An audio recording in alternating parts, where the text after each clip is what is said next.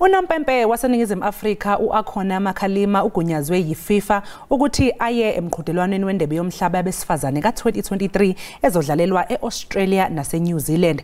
Kusenjalo ukapteni weFrance Hugo Lloris oneminyaka engu-36 usememezele ukuthi uyesula esikhundleni sokuba umdlali weqembu lesizwe.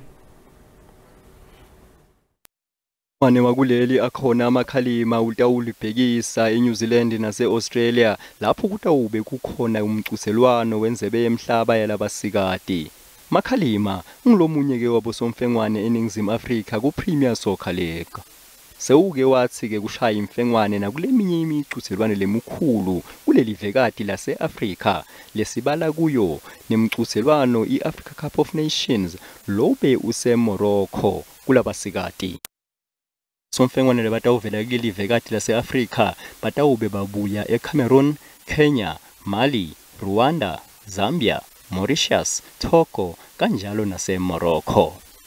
Lo mcuselwano wendebe yomhlaba yalabasikati utawucala mhla tingemashumi kuKholwane 20 July ngelwasemtini kuya kumhla tingemashumi ku-August. Nozinti weTottenham Hotspur Hugo Lloris sewubeke phasi ekubenini ngomdlali welive lakhe iFrance. Udlalele iFrance emahlandla la-145 waba ngikapteni walela live lakhe emahlandla la-121.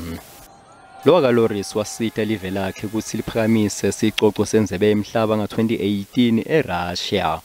Lomunye labe adlala naLloris kuTottenham Hotspur phambilini Gareth Bale waseWales naye ke sewubeke phasi ekubenini ngumdlali welibhola letinyawo.